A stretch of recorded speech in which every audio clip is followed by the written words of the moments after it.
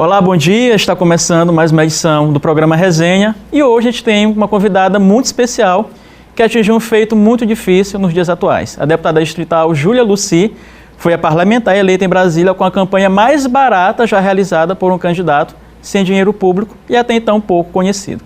Essa experiência é contada em um livro Candidato de Primeira Viagem, onde a nossa convidada conta os segredos para sair do anonimato e garantir a vitória nas urnas. Para esse bate-papo, a gente conta com o nosso radialista Robson Júnior e, claro, damos as boas-vindas à deputada Júlia Lucy.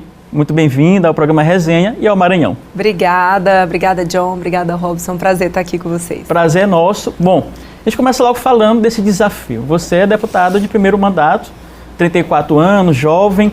Queria saber da senhora como foi. É uma campanha barata, como nós citamos, algo em torno de R$29 mil.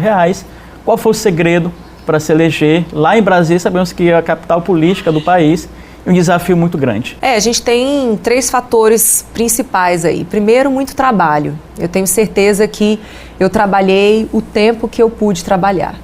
Eu trabalhei o tempo inteiro. O outro fator é a estratégia. Não adianta trabalhar muito sem estratégia, sem um norte. E a estratégia está revelada no livro, né, que nós lançamos. E o fator que a gente pode dizer é conjuntura, o fator sorte, né? A gente estava nas eleições de 2018, a população sedenta por renovação, e eu estava no partido certo. Então, eu era uma candidata que a população de Brasília queria, o meu perfil, né? Uma mulher jovem, uma pessoa que tem uma formação também. Então, eu tinha ali os requisitos que a população queria e estava no partido certo, no momento certo. Então, eu acho que esses 3 pilares é que fizeram a vitória chegar. Antes de ser deputada, a senhora exercia qual função? Eu sou servidora pública do Conselho Nacional de Justiça. Eu sou servidora desde os meus 18 anos, então já passei pela Polícia Federal, já passei pela CAPES. E também tem uma rede que apoia mulheres em situação de vulnerabilidade social, que é que a gente pode falar de empreendedorismo social. Então, mas cresci no meio do comércio também, com a família comerciante. Então, eu sou servidora, mas vivo muito intensamente o comércio, sempre vivi, e também um lado social muito forte. Uma coisa que sempre me preocupa, e eu pergunto sempre para as mulheres, sendo as mulheres a quantidade maior dos eleitores, por que nós temos um percentual tão pequeno no Congresso Nacional? Como é que a senhora enxerga isso, antes e agora, fazendo parte desse Congresso? Eu acredito que não é porque você é mulher que você tem que votar em mulher, ou porque você é homem que você tem que votar em homem. Na realidade, a gente tem que escolher o melhor candidato, seja homem ou mulher. E como nós temos menos candidatas, é natural que as opções de candidatas boas sejam reduzidas. Se a gente pegar, nós temos muito mais homens concorrendo e a gente vai ver muitos perfis diferentes. A gente pega um homem que é empresário, um homem mais velho, um homem mais jovem, um homem mais liberal, um homem mais conservador. Então a gente tem candidatos que atingem diferentes públicos. Como nós temos menos mulheres, essas mulheres não conseguem chegar a tantos públicos assim. Então eu acho que é muito clássico. Quanto menos o produto está exposto, menos ele pode ser consumido. E como eu falo no meu livro, o candidato é um produto a ser consumido. Nós estamos no mercado. Quem é candidato se joga no mercado e a gente está ali para ser comprado pelo eleitor. Então eu acho que a mulher se expõe menos, ela se joga menos nesse desafio. E naturalmente, como a gente cresceu vendo poucas mulheres na política, as nossas referências também são muito ruins, né? Se a gente parar para pensar, a mulher na política brasileira, as poucas que existiram, elas ou tiveram um desempenho muito ruim, que eu não vou citar nomes, não é necessário, ou elas foram de um segmento muito esquerda, né? Então, ficou atrelado, a mulher na política é de esquerda. Nas eleições de 2018 é que nós tivemos a inauguração de um outro filão para a mulher, que é a mulher liberal, a mulher de direita, que é o meu caso, né? Então, a gente inaugurou, a gente conseguiu pegar um público que antes não se sentiria representado pelas mulheres que estavam nos partidos. Em relação aos percentuais, hoje, por exemplo, aqui disputando a Prefeitura em Brasília, nós temos várias, o John pode até me dizer quantas são, nós temos vices, são várias vices. Muitas mulheres foram colocadas. Como é que você vê essa inclusão, essa própria legislação que diz que tem um percentual, como é que você percebe isso? Eu sou contra as cotas para as mulheres. Sou contra porque a gente já estudou esse fenômeno, né? E a gente observou que, falo sobre isso no livro também, que a cada intervenção da Justiça Eleitoral ou do Congresso em forçar uma participação feminina, o que nós vimos é o número de mulheres laranja muito forte. Isso está provado matematicamente, né? Tem um estudo que eu até coloco no meu livro que mostra, né, que coloca o ranking dos partidos que mais utilizaram mulheres laranja no ano de 2018. Em primeiro lugar ficou o PT, em segundo lugar ficou o PSL e em último lugar, com 0, ficou o Novo, né, meu partido. Então, na realidade, essa forçação de barra coloca mulheres que não queriam ser candidatas, muitas entram para receber dinheiro, isso lá em Brasília acontece. Às vezes recebem uma promessa de receber, mas não recebem, mas existe uma troca, virou um negócio. A mulher numa legenda partidária hoje, ela é uma moeda. A gente precisa deixar isso claro, né? Então, aquela mulher que se dispõe a realmente ser concorrente, aquela que chega para competir, é mais raro.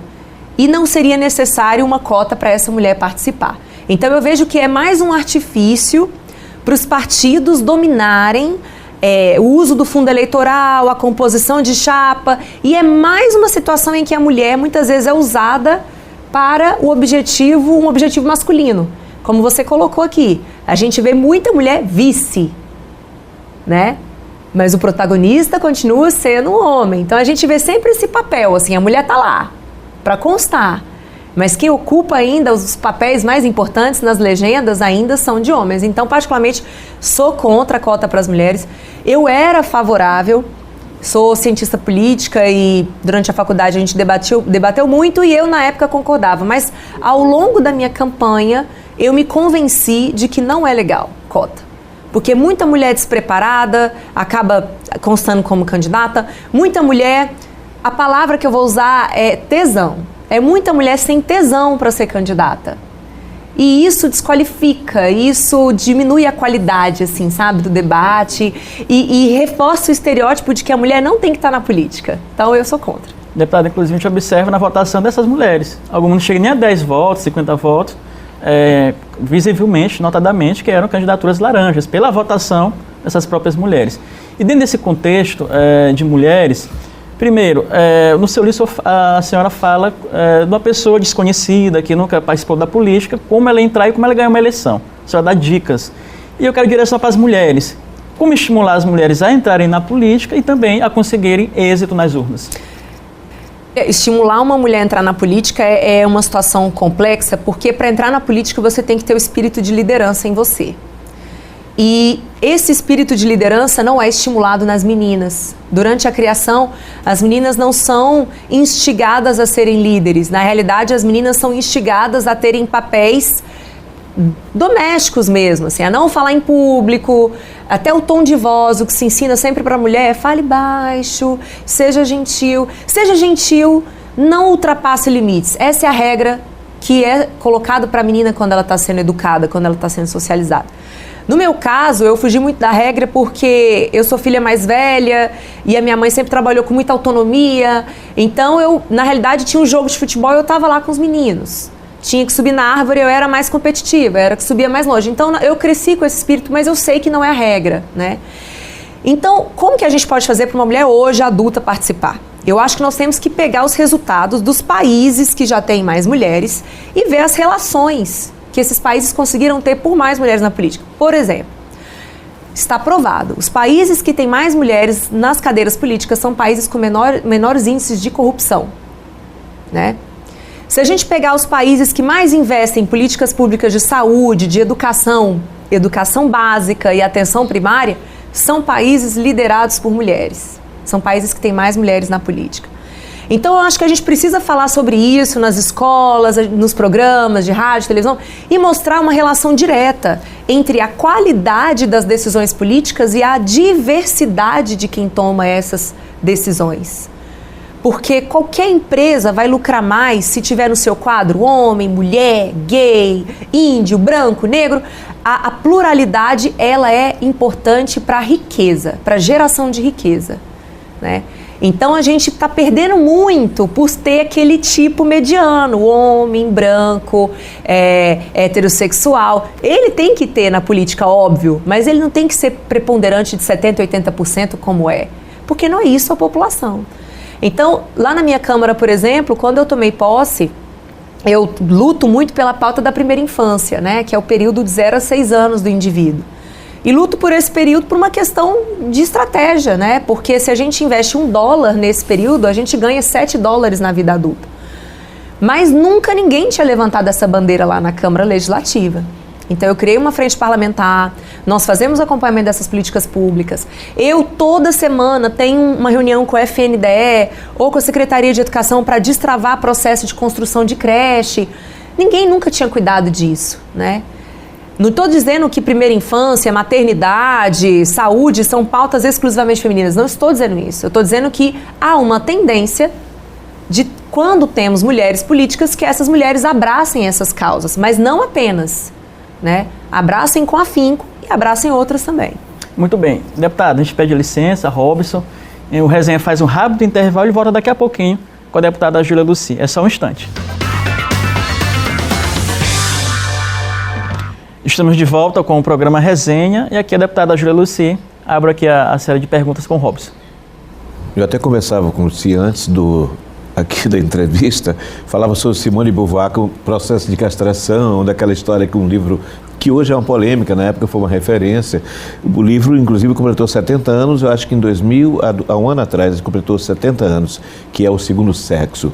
Mas isso aí é um assunto que merecia talvez um programa inteiro. Mas Lucy, você está em São Luís para um evento, eu queria começar pelo livro, já que você veio falar do livro e também vai conversar com as mulheres, a gente sabe disso. Como é que surgiu a ideia do livro? Poxa, surge, você vem aqui, a gente está percebendo que não é à toa. Você tem informação, conversa com uma facilidade muito boa, muito grande, não é?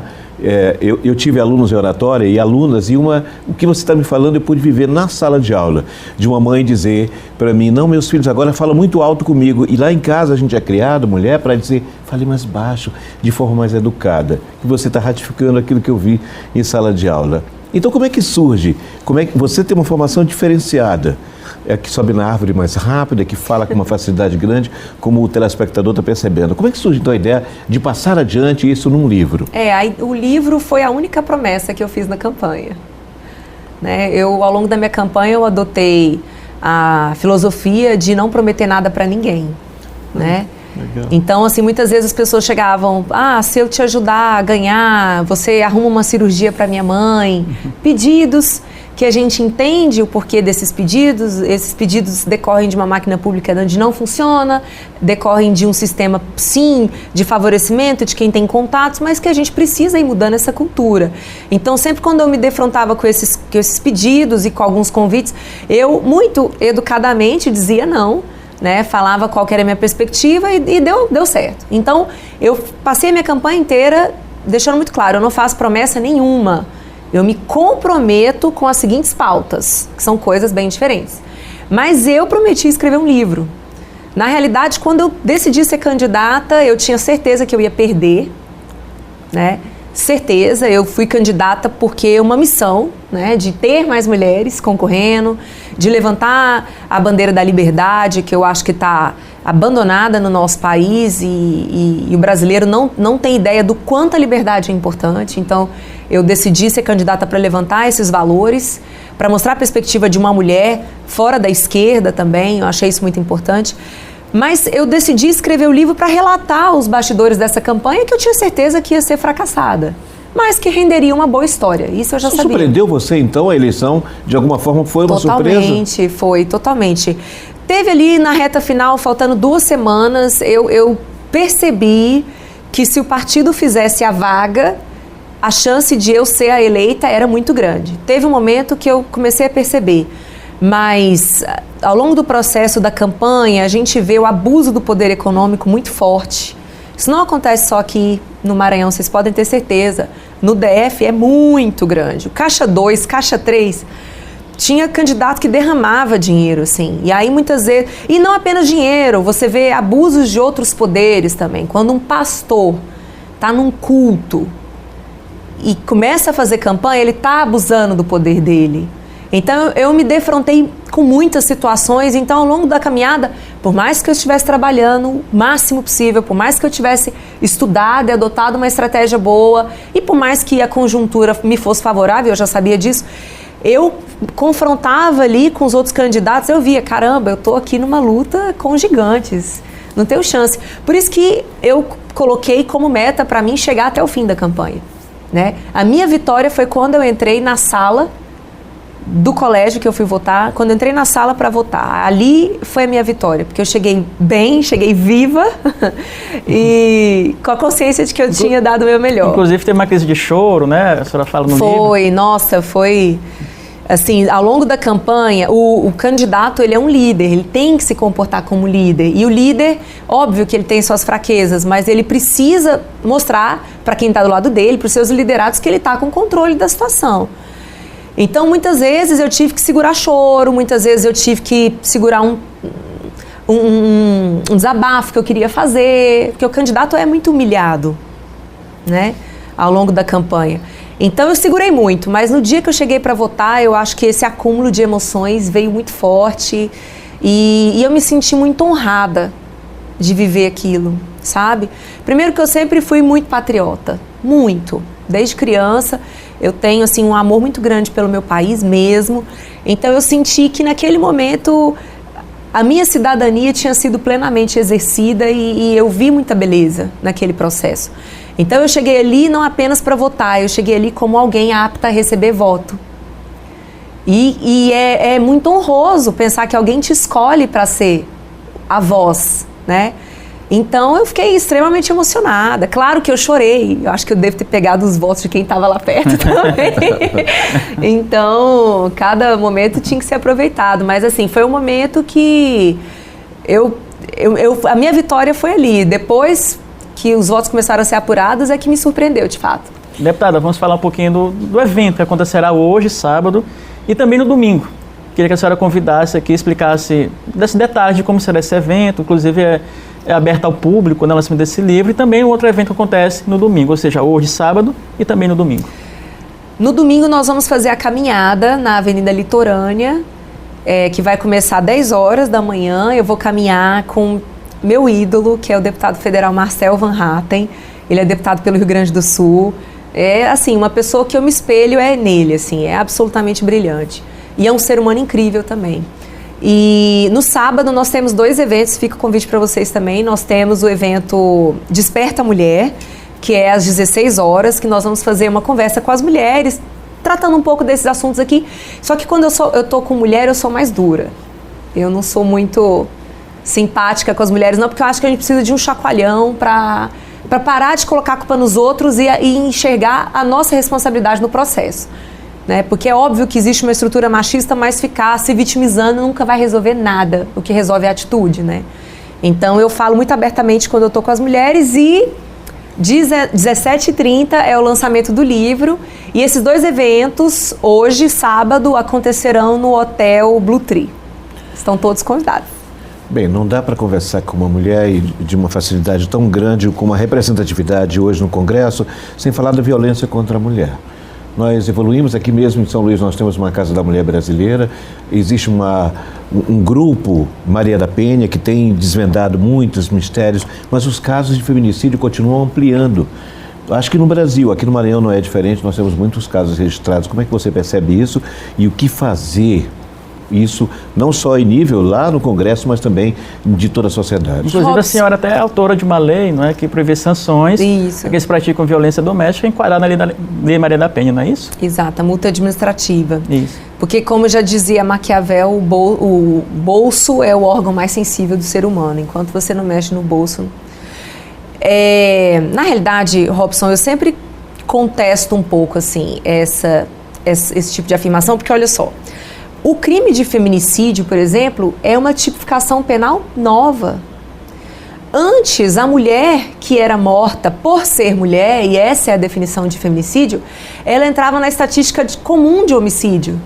Então eu não consigo dizer que está havendo um aumento de feminicídios, porque eu tenho uma forma de medir diferente do que eu tinha anteriormente. Então, do ponto de vista estatístico, eu não posso fazer essa inferência.